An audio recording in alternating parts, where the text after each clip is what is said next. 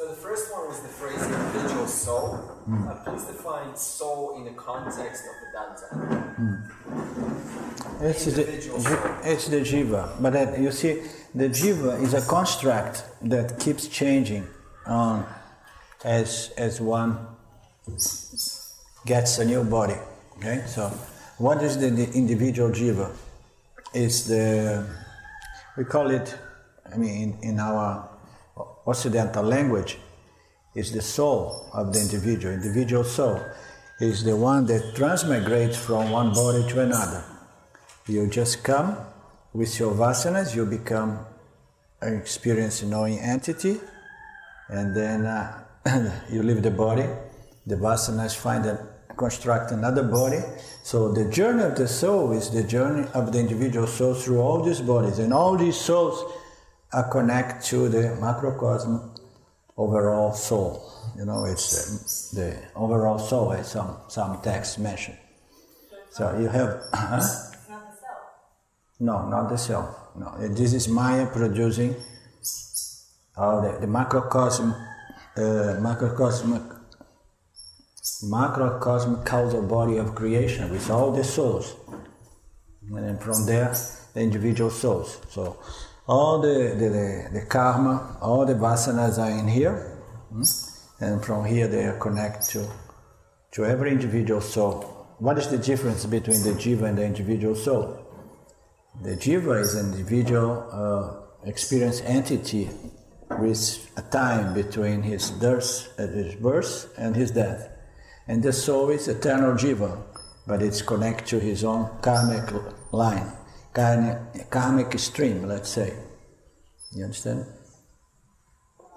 It's the same vasana that keeps changing,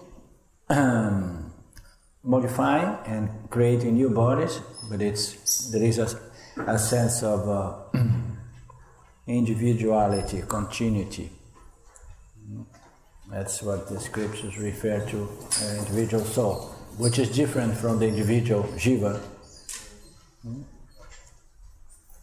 That's answered.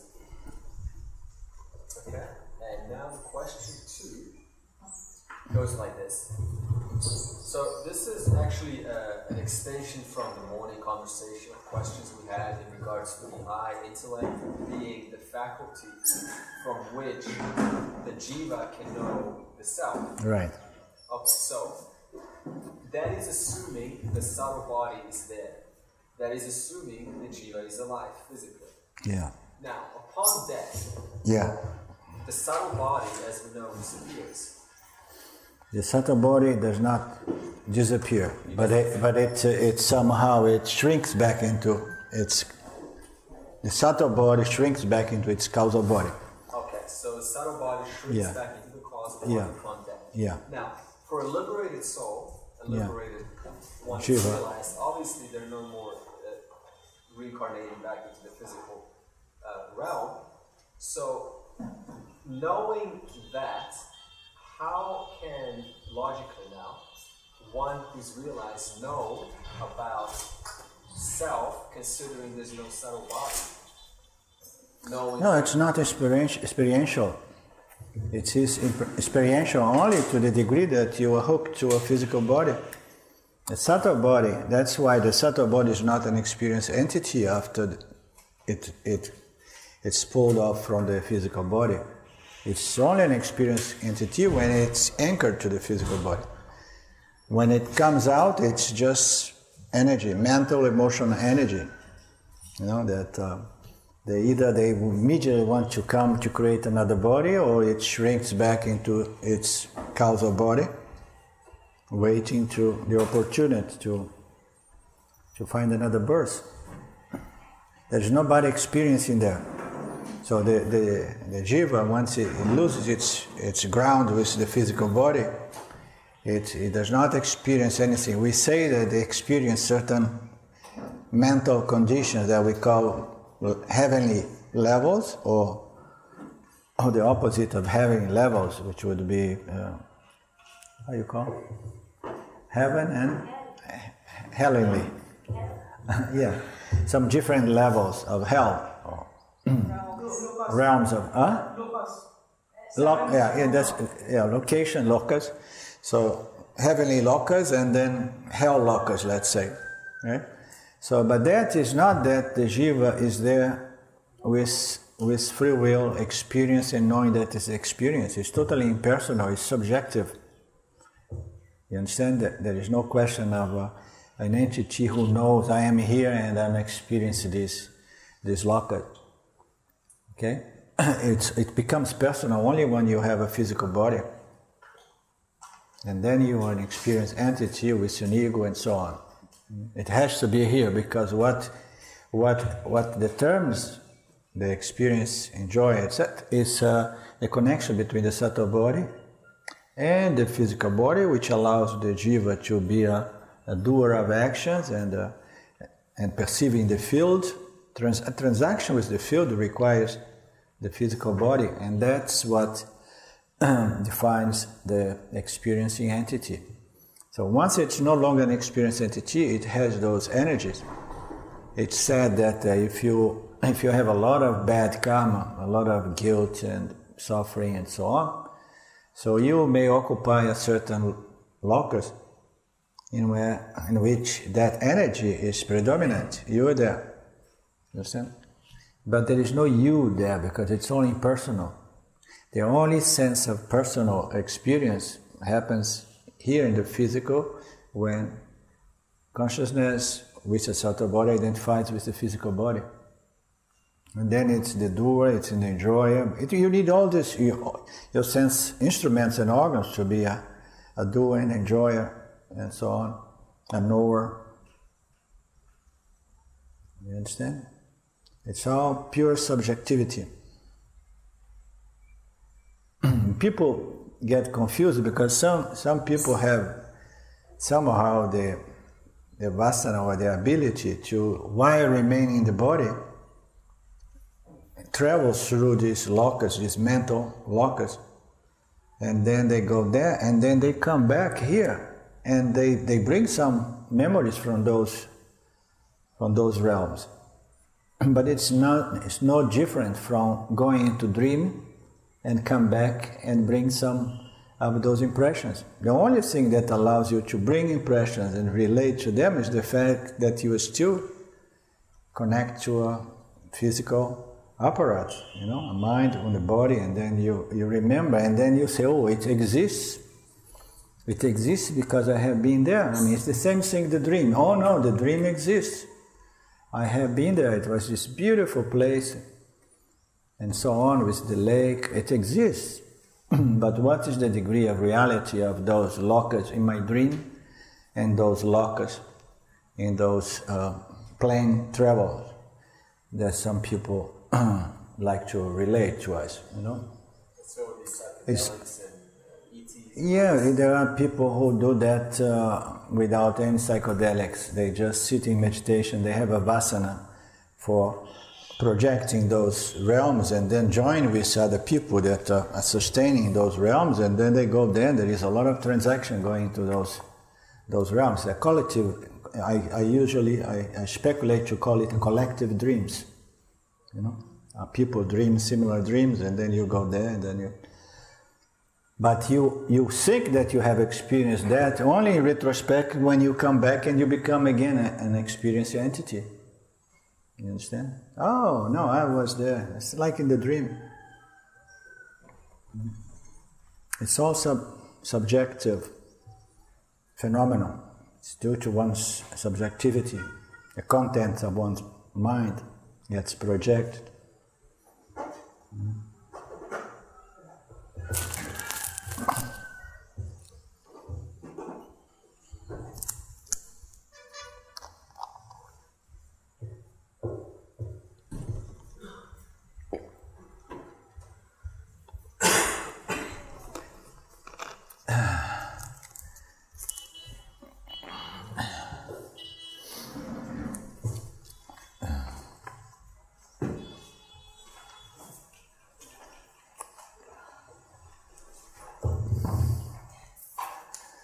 Hello, Sylvia. You don't want to sit in here? I'm just kidding. So that way I keep an eye on you that you don't escape.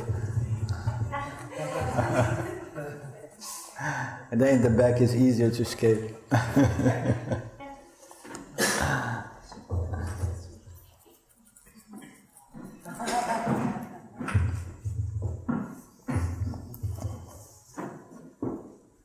Any more questions? So my wife brought to my attention that I was speeding up as if I have drank 2 espressos this morning. It was my concern to get over the last verse, but now I should slow down. We can take it easy. There is a nice perfume, but it's a good thing we know that the self does not get affected by any perfume. But I get a nice perfume. Can you feel it? It's from the rose, from the flowers, or it's from Jennifer? It's Jennifer's bag. It's all the essence.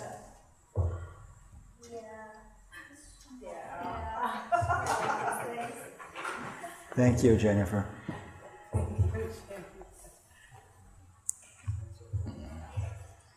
Is everything working out, Jennifer? Yeah. Good.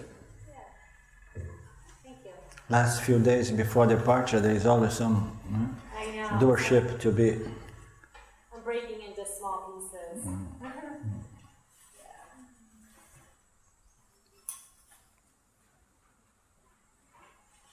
And everything's not always done when they say it's going to be, so then you need to go back. Yeah, especially in India. Yeah. Okay.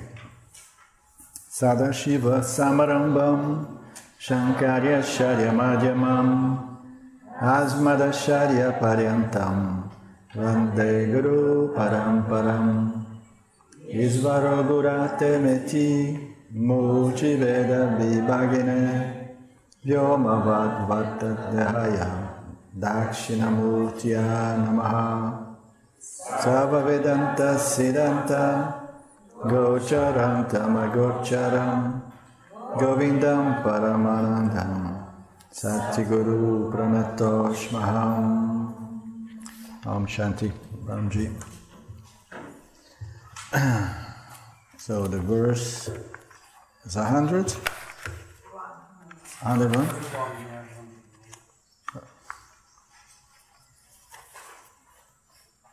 From the highest standpoint of truth, karma is seen as a provisional explanation that satisfies the curiosity that arises at the empirical level. So I'm just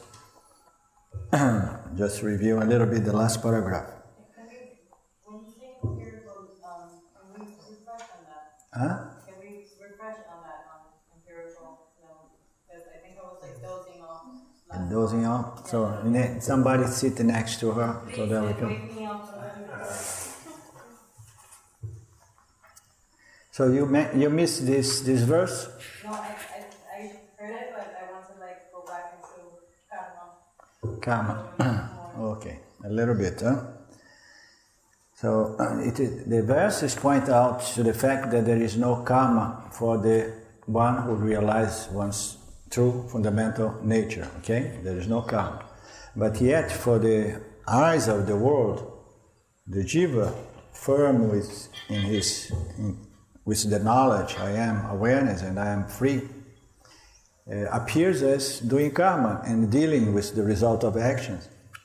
And then the question is how to resolve this apparent contradiction, because there is no karma, but yet it appears as if there are karmas being done and resolved and encountered. So it appears to be contradictory because we are dealing with two orders of reality. So when the jiva realizes his fundamental independent nature as awareness, he is free from karma, but he is free from karma as awareness. Okay? As awareness, he is free from karma. He does not act and he does not have to deal with any results of actions. As a jiva, he is free from karma to a certain extent, because jiva is the experienced entity. Why? Because self-realization is not only for awareness, but it's also for the jiva. The jiva, realizing its fundamental, essential nature, lives here, although appearing as doing karma and dealing with results of karmas. In fact, inside, from himself, he knows that he's not doing, because he's well established as awareness, and he knows that every action here is being done by Ishvara. He has sublimated, you say, no? His actions to the Lord. You know that the Lord is doing, he's following his own nature, her own nature. He has conformed his mind, his emotions, his thoughts to the laws governing the Dharma field. Therefore, the actions are taking place, but he is not owning, he is not taking it personal. He does not say my karma, my action, my problems, my wife, my. So that sense of ownership, doership gets dissolved. Yet there is a body doing actions. We can say, yeah, there is karma for the body, or we can say there is karma, but it belongs all to Ishvara, because Ishvara is the one controlling and owning all the bodies. No jiva has made any body. Ishvara built it all, and Ishvara governs and makes everybody act out as puppets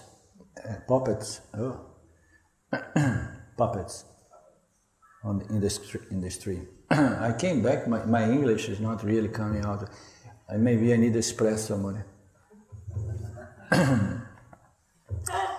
So that's what that verse was pointing to. It's trying to clarify this thing.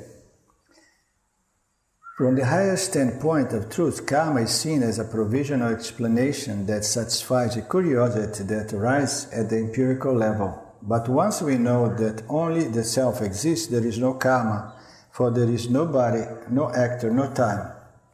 All these seemingly disparate things that integral to the concept of karma only appear to exist at the empirical level. Karma is like the snake in the rope. It has no existence independent of its substratum. So, jivas, karma, Ishvara, and the world, it's all resolved into its substratum, which is awareness. So in reality, the most profound and the highest truth is nothing exists. We don't like this because it does not serve much the purpose of self-development, or purification, preparation of the mind. But that is the ultimate, the highest truth. Karma is like a snake, the snake in the rope. It has no existence independent of its substratum, which is the self-awareness. But as long as we believe the rope to be a snake, as long as I believe I am the body-mind construct, I have to, what do you say? I'm subject to karma. I have to conform my action because I am responsible, I'm subject to karma, as long as I'm identified as the body-mind construct. The moment that you are not, you still are to some degree, but you can say I'm not, because you know the Lord is playing me, is doing my actions, and when the results come, anyhow I say, hey Ishvara, whatever, it's all yours. I don't claim any Prarabdha karma to be mine. It appears as if, but it's all a question of the sense of doership being dismantled. The more it disappears, the more you feel like there's nobody living it, there is just myself as awareness watching phenomena. Ishvara, the jiva, and the world play. You understand?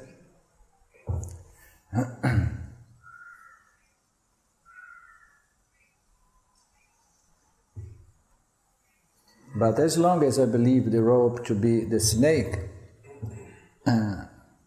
that is we superimpose the body-mind upon the self, the teaching must address our confusion at the level where it occurs, which is in mithya. We cannot avoid mithya again. We have to stay mithya for as long as this sense of I am the body persists. We have to do the work in mithya. Oh no, I feel that I'm a doer. Oh, but Ramesh told me that I'm not a doer. Okay, now we are telling the doer that he's not a doer. So what the doer is going to do with it? He's going to go home and live a regular life, like Ramesh used to say, but he's going to feel like this strong sense of doership, which causes anxiety, affliction, suffering, and so on. We have to say, the doer is a doer and better does action accordingly with the field, with Ishvara, and so on. But the doer is not really a doer. Fundamentally, the doer is awareness. And as awareness, you do not do anything. As awareness, you are actionless. You don't modify to any experience and so on. You are not time-bound. You are always ever present. You understand? So we need this. Those are the two orders of reality that they teach, keeping going from here to Ishvara, and then to Jiva, and sometimes to the world. We need to contextualize it and know. Otherwise we get confused. That's why a teacher is important to clarify those, and resolve those apparent contradictions, you know. Awareness is not a doer of action. The doer is a doer of action. And the doer better do actions accordingly, timely and accordingly, properly. For as long as it believes to be a doer, even when it does not, it knows it's not really a doer, because you know I'm awareness appearing as a doer. It's still I want to subject my actions to the laws operating here. So that I want to contribute. I don't want to keep breaking the laws just because I like to break the laws. I'm wise, I know everything, I'm free, but I like to break the laws. It does not make any sense.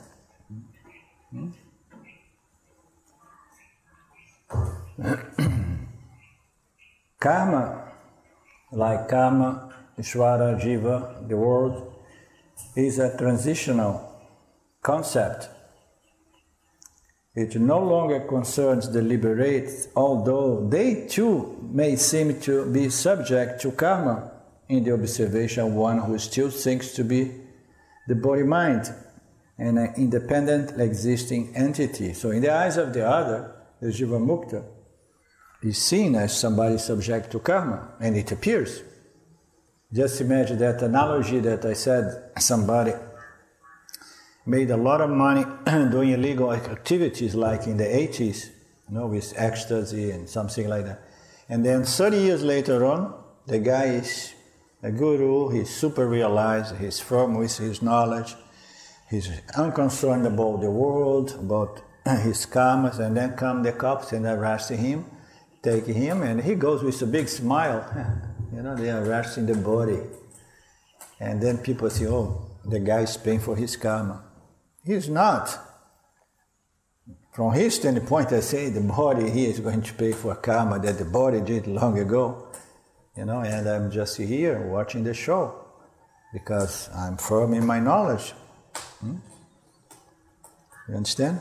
As awareness, we're not subject to karma. Understand? But yet, anybody who knows I am awareness and understands Ishvara knowledge is going to conform one's mind and actions to the field. Like Dozen said once or wrote, close to good manners, enlightenment is the second best thing. So, what is the good if you're enlightened, if you keep acting stupidly? Yeah. Harming the field, harming others, offending others, being disrespectful. What is the good of being? No, we know about so many cases of people who have been abused by such teachers.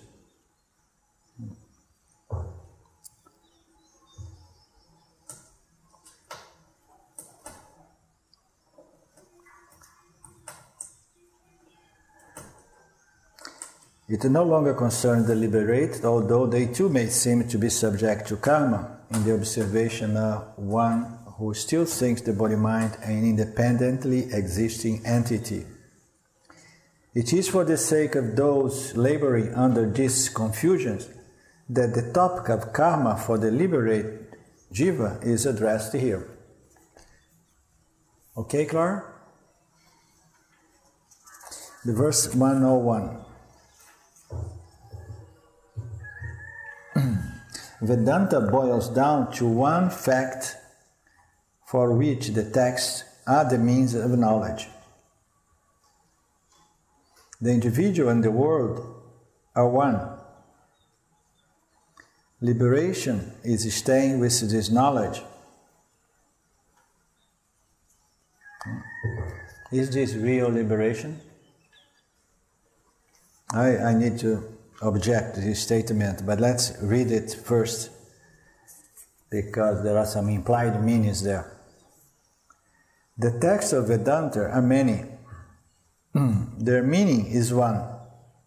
You are that, and very often you is referring to the individual, and that is referring to the totality. The 108 extant Upanishads, the Bhagavad Gita and the Brahma Sutras, and the countless commentaries, the voluminous rites of Shankaracharya, including these texts, are a means of knowledge to lead us to the realization of this simple truth. The individual and the world are one. The individual and the world are one. It's all one consciousness. But the world is not real. So, how can we say, Tatvamasi, you are the totality, and the totality is the world. But if the world is not real, what is the big deal? I say I am the world, you know?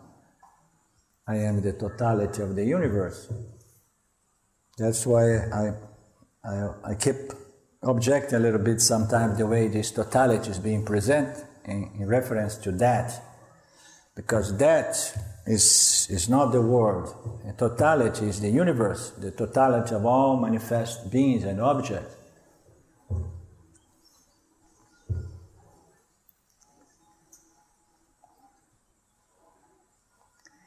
But here it presents as the self. Our means of knowledge to lead us to the realization of this truth. The individual and the world are one. And that one we call the self. Now there is a correction here or a clarification, okay? Because generally speaking, when we talk in terms of oneness, is oneness with God, with the manifest, is one universe, one planet, one universe, one manifest universe. But and the one here we call the self. So if the individual is one with the totality in its fundamental essential nature, the totality of the manifest, and that essential nature fundamentally is the same nature of Satya, and then we call that moksha, freedom.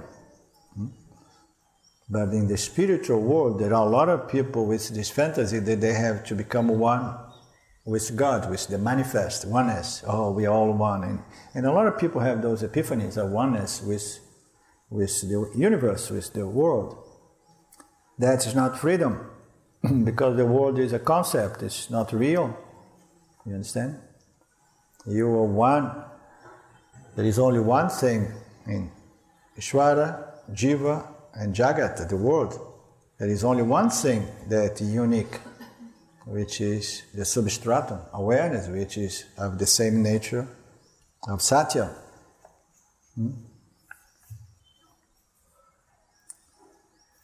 The individual and the world are one.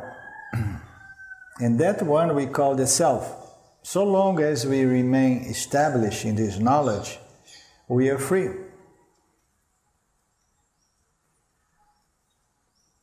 The one is the self, the only thing, one without the other, the only reality. It's not the universe, it's not the world, the totality of all beings, of all objects. It's the self, and it's free. And the one who remains established in this knowledge is free. So how can we be established in this knowledge? That would be a good question. Okay, now I learned everything, how to be established in this knowledge. You are already established, you have to find it out, you have to the discrimination. Very well said. You are already established in this knowledge.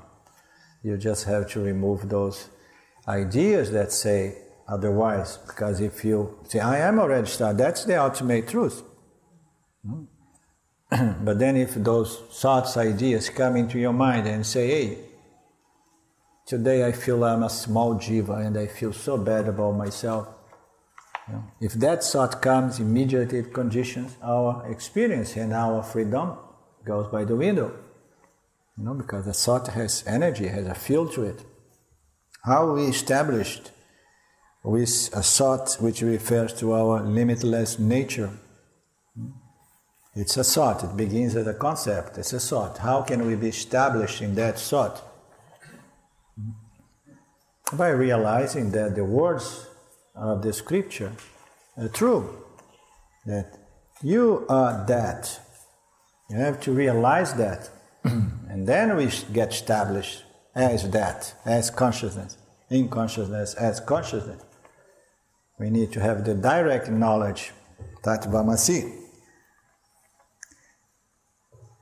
So as long as we remain established in this knowledge, we are free. This is also a funny sentence because it says, as long as, it almost appears as that we have to make an effort to stay established in that knowledge, There are a lot of sadhanas on those lines. Yeah, sorry. It's almost, the last thing, sorry. It's almost delivering the idea of an epiphany or an experience which has to be contained or kept, Kept, It could finish somehow. Yeah. And it could, if ignorance starts moving around again, being pulled out. Yeah, and all of those notions give connotations of time, movement, action, experience. These are all trick and misleading notions. It's like to say, oh, the trick here is to abide in the self, abide in the I thought, abide in the self. How are you going to abide in the self? It means like, oh, I have to go there and somehow and stay put there. Hold on to a thought or to a state or whatever, So it's not that one has to make any effort to, as it says here, to remain established in this knowledge. How can you remain established? You either know it or you don't know it. When you know, there is no question of trying to be established. You are it. You understand? That's what I'm trying to clarify. We don't need to make any effort to remain somewhere. You are making yourself dependent on some effort to remain established. You just need to know. I'm just trying to emphasize that the only way out is knowledge. And knowledge has to go from indirect knowledge to direct knowledge, and from direct knowledge it has to be first-hand, immediate, direct knowledge. First-hand, oh yes, now I know. And I know directly. It's me, and then there is no question of remembering, there is no question of trying to be there, etc., etc. Can I ask you one question? I see you guys exchanging some things there. Is this something related to the text or what? It is related to the text? Okay.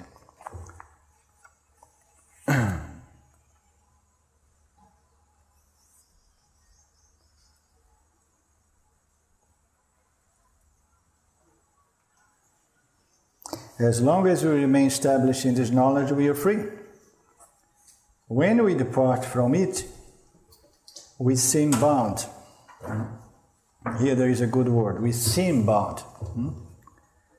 When ignorance somehow, now let's put it in proper language. When the ignorance again starts veiling our clear knowledge of our true identity, start those phony ideas, and then we seem to be bound. Jean-Paul Sartre, the late existentialist philosopher, once famously said, hell is the other people. It's other people. This is very famous. Hell is other people. So why we see the other is hell? There is some truth in this statement, no matter what Sartre intend to say by it. Most probably he intends to say, hell is the other, because whenever there are two, there is disagreement, dispute, struggle, and so on.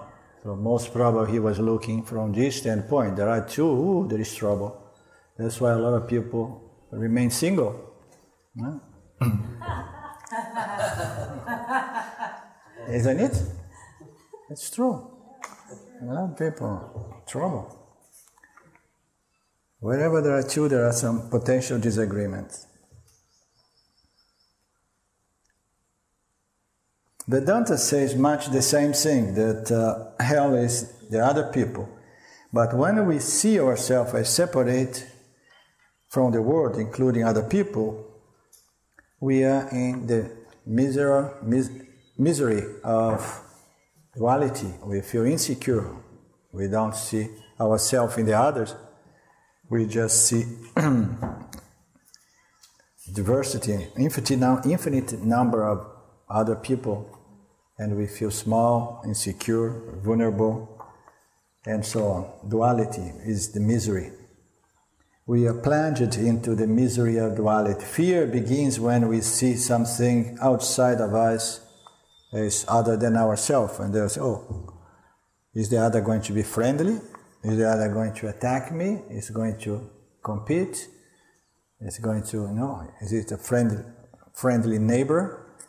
So let's look into the internet and find out what's the name. We do some research. We are always afraid that the other may be a problem. But when we have the knowledge and we see that everything is just one consciousness appearing as different names and forms, and then you're at ease with otherness. Otherness is sameness. Even though there is no sameness in creation, but it's same principle, consciousness.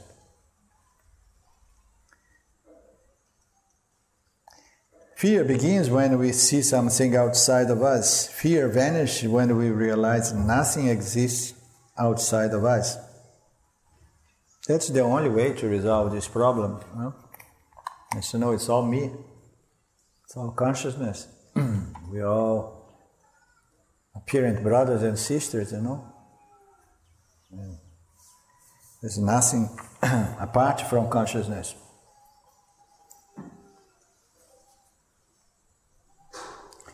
Nothing can threaten us, for there is nothing that is not us. Oh, I'm going to tell you a story. A long time I don't tell you a story. It reminds me one time with Papaji. There was a guy in Satsang that was big, strong, and weird to the max. Really weird, And this guy asked to sit in front of Papaji. Papaji used to allow people to ask a question, just sit in front of him, almost like knees to knees. And then this guy, and the guy started having some energy moving through his body. And then at certain moment, he became a little bit dangerous. And it appeared that he could be attacking Papaji or hugging. Nobody knew, Nobody knew what he was going to do. But the guys looking after Papaji, the 2-3 guys, immediately went there to hold the guy, afraid that the guy would hurt Papaji. And Papaji, all through that experience, he was cracking, laughing like a child, with his eyes like that. He was laughing, totally innocent. There was no sign of fear, and the guy looked a bit dangerous, So that reminds me of this one. There is only you, so you don't have any panic or anything. It's all me, Oh, you want to come and hurt me? Ha ha ha ha! Why are you gonna hurt yourself, by the way? So it's that kind of attitude. These Mahatma, they are weird people, I tell you. They can behave very weirdly.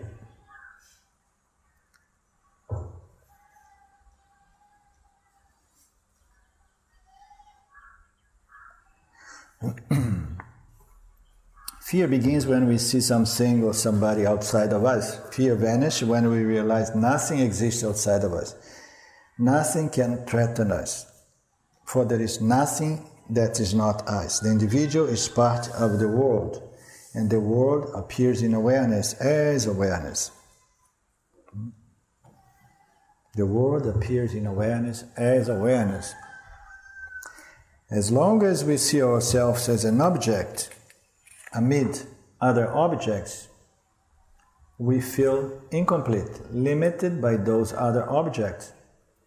This is a natural feeling, one we can never rest with, for it alienates us in every way. What is the meaning of alienate?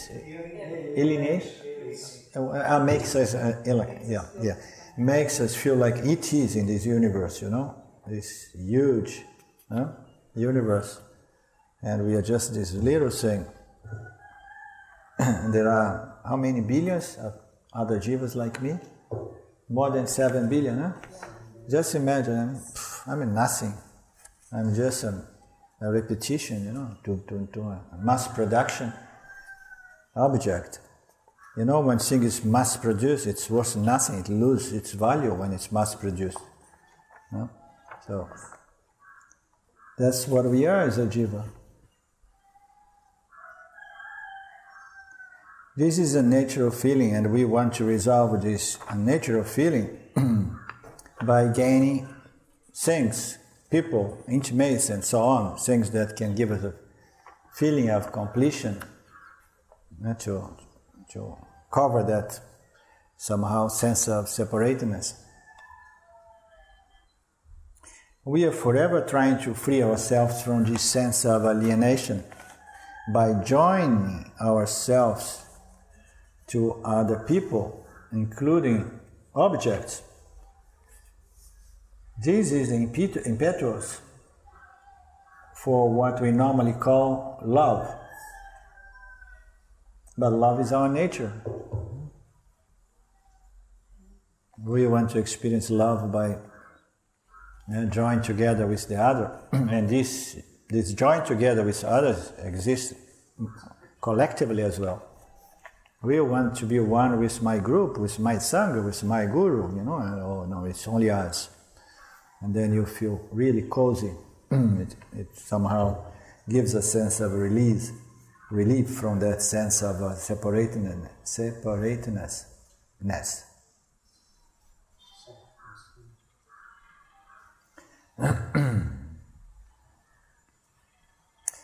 And love is our nature, not a product of a relationship. There is in fact nothing with which we can love or relate or make love with, because all is myself. When we make love with the other, we make love with ourselves.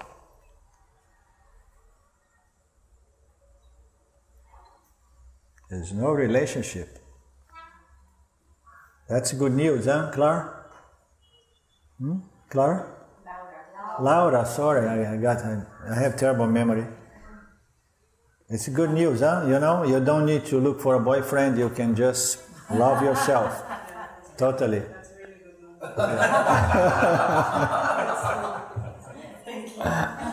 We're not that bad. Huh? We're not that bad. We're all the same. Yeah. We're all the same. Yeah. Them always say they're all the same. They're right, but they don't know it. This is why relationships are usually so difficult and they tend to break down. That is also more good news. So, for Laura, I'm so young, have already this knowledge. Just for me. Yeah, because you're the baby here, and she's so young. She has the merit to be here, and she's learning all these fundamental principles. All relationships break down because one try to get love and happiness from the other, which is impossible. What a privilege to hear that at 18 you are? No, you don't need to tell us. A woman never tells her age.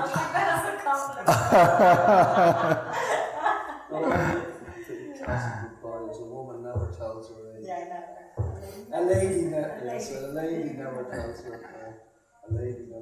Yeah, but girls sometimes do. Girls sometimes they want to look like bigger. They say, no, I'm already 18. So And sometimes they lie. hell is believing there are other people out there to get together and to love and complete oneself with and so on. When we know there is only one self, we continue to perceive other people, but we know this is all appearance on the empirical level. The text has led us through the negations of the 5 sheets. If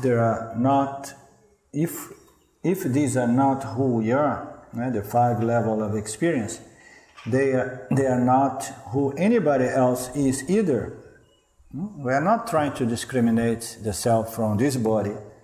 When we discriminate the self from this body, we discriminate the self from everybody's body somehow. The others are not going to benefit from that, you know. But you'll just say, hey, there is nobody anymore. The world is empty now.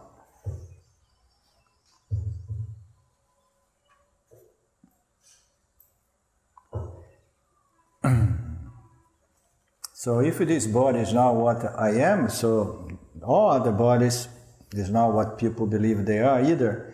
When we negate the body for ourselves, we negate it for everyone. And so it is with all other sheets, the body and the other sheets. So everybody follow the 5 sheets teachings, right? When all are negated, only the self remains. This is the highest understanding. This is what the texts of Vedanta teach, and the truths for which they alone are a means of knowledge.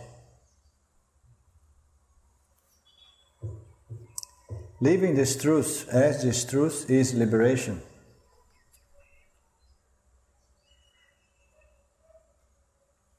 Very nice, huh? To know that we are not the body, and nobody is the body. We are all the light of consciousness. It's such a nice feeling for the jiva as well, huh? The imaginary jiva feels good. Oh, we are all free. There's nothing here that can harm us. No need to secure, protect, gain, retain, maintain.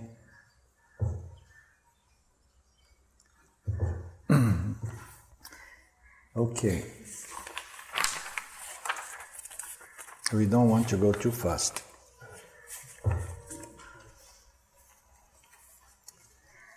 So now this is a nice section of the teachings.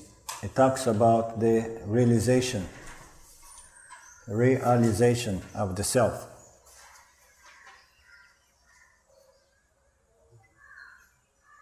The inquirer said to the teacher, "By your grace I am blessed, for I have accomplished all that's to be accomplished. I am released from samsara. I am whole and complete bliss, free from lack and always ever present. I am everything that is." So Jesus is coming to the conclusion that the student is telling the teacher, "Thank you, by your grace." By the way, the Shwara is the real teacher, the scriptures. "By your grace I am blessed, because I have accomplished all that's to be accomplished." Is that the case? Oh no, there are so many other projects, right? I want to accomplish. Self-knowledge is just one among so many projects. I want a house, a new relationship, a college degree, and I want self-realization. But here it says, "By your grace I am blessed, because I have accomplished all that's to be accomplished." Why it says that?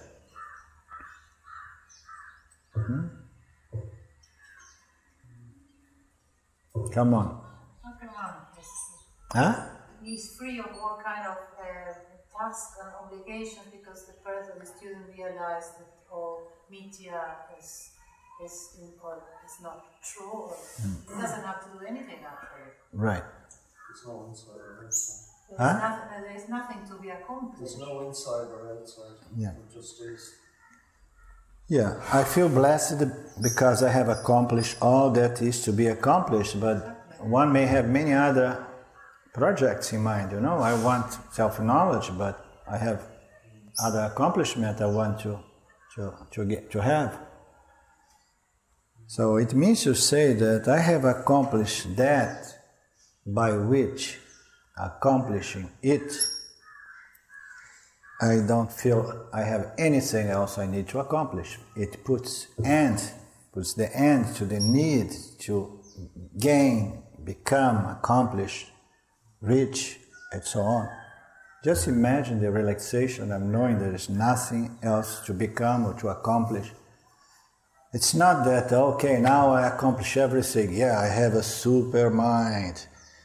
I know every knowledge, I can do anything, I have all the skills of the world and so on. No. It's just the desires for accomplishment, they just disappear because all of that was due to ignorance. The ignorance of my own nature was always keeping me going. I need to get more, I need to become a better, I need to gain, accomplish, I need to show, I need validation.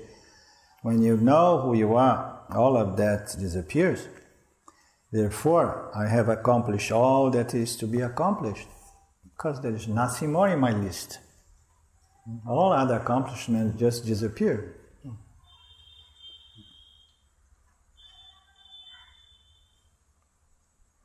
I am released from samsara. What is samsara? Samsara is just this.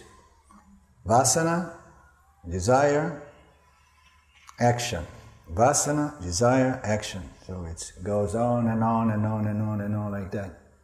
Trying to gain, accomplish. You know? Always on the go. Always try to gain something. Chasing. I'm released from samsara. No? Now I can relax and see wherever Ishvara takes me. I just say thank you. I'm gonna follow the movement of the Lord. All the time asking, okay, Ishvara, what next? And what next now?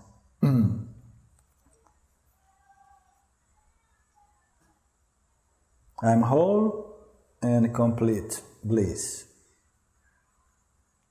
Again, this bliss is not an experiential bliss that the gurus teaching yoga prescribe or describe. It's not the experiential bliss of being in the state of I-ness or whatever they may call samadhi or anything, you know. It's not that bliss. That bliss I know very well because I was stuck in that bliss.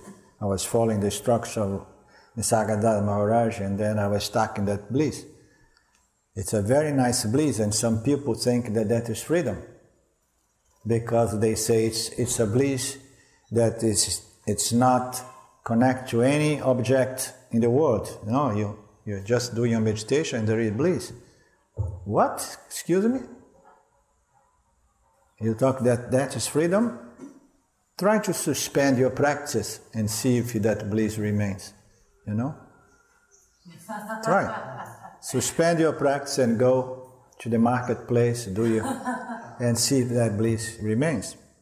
That bliss is not freedom. I know very well because I walked away from this bliss and I said, oh, never again. Why? Because it's not free. It depends on effort, constant maintenance. You know, those relationships, some women may say, oh, I had my high, he was high maintenance. Usually the men say that, oh, I had a beautiful wife, but it was high maintenance. That bliss is so high maintenance, you have to keep, you know, missing out. I mean, instead of going swim and enjoy the world, you are there just to maintain that bliss. That's not freedom. That's not the bliss coming from your own nature. Some people say it's your nature. No, That's not for your nature. That's bliss. It's the reflex of consciousness on a sattvic mind. So the bliss, which is natural, effortless, is the bliss of your nature. Once you know that you are whole, full, and complete, in spite of samsara, in spite of all ordinary experience of life, in spite of the noise of the traffic, the smoke from Tiro, or whatever, this knowledge establishes you with that bliss, which is a sort of inner contentment, peace, satisfaction, and confidence that you are free. You understand? It's not the bliss of Anandamaya Kosha. That experiential bliss for Anandamaya Kosha is not really freedom. Understand? From samadhi and other states of mind.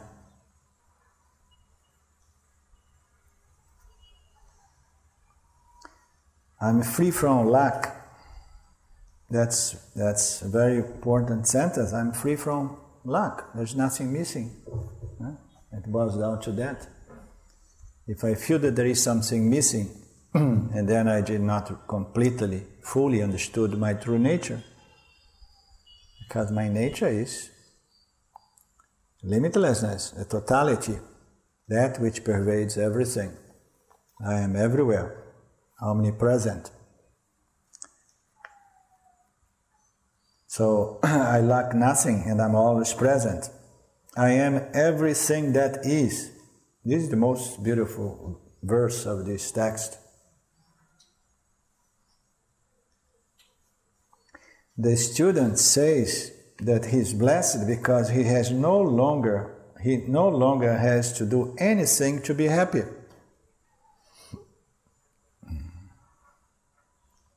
He feels blessed, grateful. I don't need to do anything to gain happiness because I realize that my very nature is the source of satisfaction, peace, contentment. Not excitement, not that exciting happiness of seeing the stock market going up. No, it's just a cool contentment. Confidence, Ramji likes to put it that way. Satisfaction.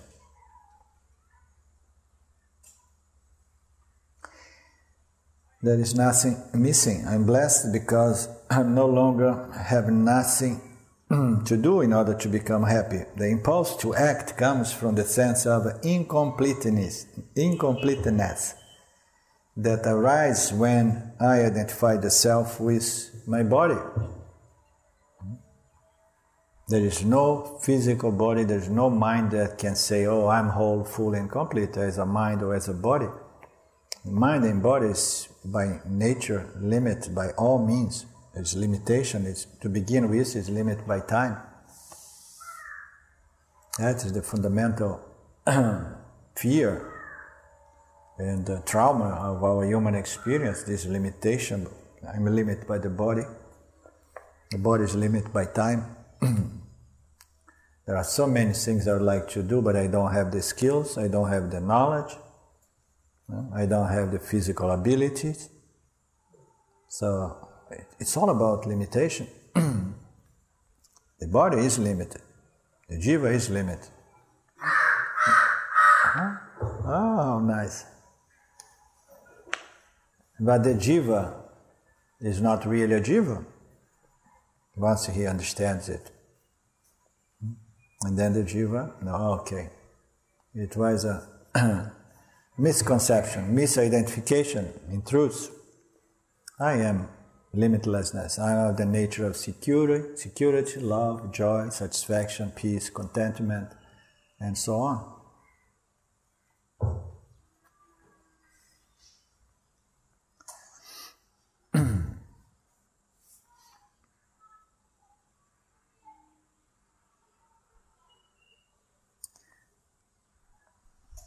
Where is it? Here. Incompleteness that arises from identifying the self with the upadhis. The limiting adjunct. Repeat with me, like in the class. I have to do like that, like it. Repeat with me, please. Adjunct. Adjunct. Okay. Thank you. The emphasis on the ad. That's what it is. Adjunct. Adjunct. Perfect. Huh? Perfect. Thank you, teacher. First the Argentinian. Adjunct. We then feel compelled to try to rid ourselves of the unnatural limitations we have superimposed on the self. The self is free of any limitations, and then somehow it gets identified with the body, and then it has this sense of limitation that somehow Maya has superimposed on the self. Remember, we always blame Maya in this. In Vedanta, we always blame Maya. Superimposed on the self. And we look to objects to complete us. That's the mechanics. I need something to solve this problem. In a way, we are trying to restore our sense of completion and limitlessness. And we do that every time we gain a very desirable object. For a moment, we restore that sense of fullness, completion, and satisfaction. It's very common when you really fall in love madly with the other, and then, this is the most important object there is. Now all my problems are solved when I'm with my beloved. You feel like, I'm the happiest person in the earth. And this is going to last forever now, because now I found the right person. No, you did not. It's going to go.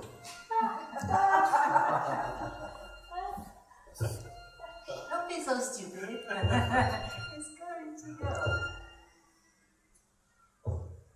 We try to get rid of this unnatural sense of limitation that was superimposed on the self, and we look to objects to complete us. This binds us to the will of samsara.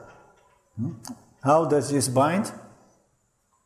We think that we are small, incomplete, and then we need something to resolve that problem, and then we work hard to gain some situation, circumstance, or people, place, things, objects.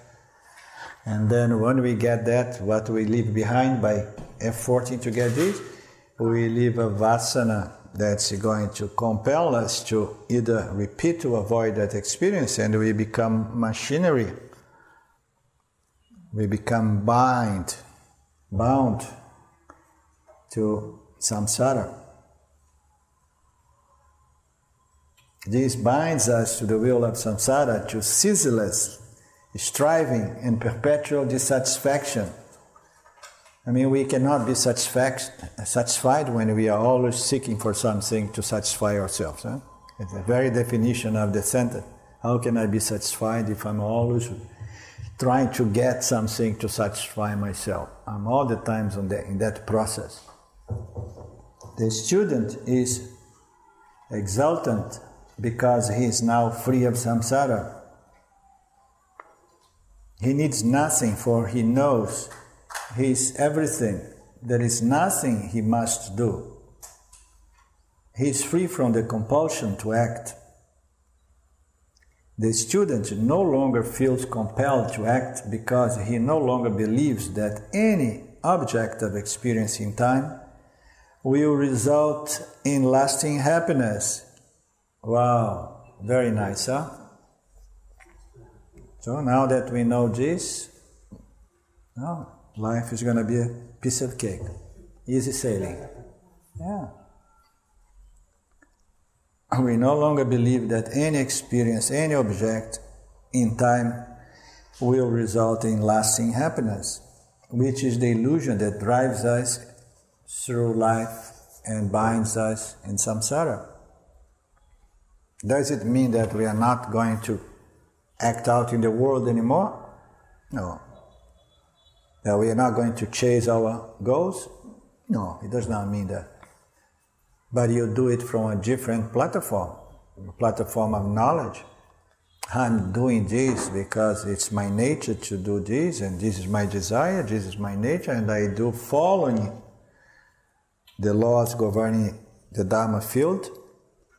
And for not a single moment I do that as I mean to complete or satisfy myself. I only do that for the meaning to follow my own nature and respond appropriately to the stimulants coming from the field. I want to contribute with a response to the field. Okay? But we never do that as I mean to complete myself. That's why you don't see any Mahatma being very happy when things go good for them, because they don't do actions to gain any happiness. They do actions out of happiness, contentment, peace, just to respect the field. There are some passages in some scriptures of Bhagavad Gita that Krishna says it's better to act than not to act. Because even if you have this knowledge, you still don't become a sannyas, act. Because by acting, you're setting a beautiful, elegant example that actions can be done out of love, out of knowledge. And if you don't act, people are not going to benefit from your self-knowledge. See, therefore act, so the actions keep going. But they are conform to Ishvara. They are beautiful action, they are contributions to the field, they are good examples to other people, and so on. So it does not mean that nobody's going to come out of bed to do anything. That's what Krishna says. No, act. If you have the option, act. It's better for the field. People can see that you are doing beautiful, contributing actions.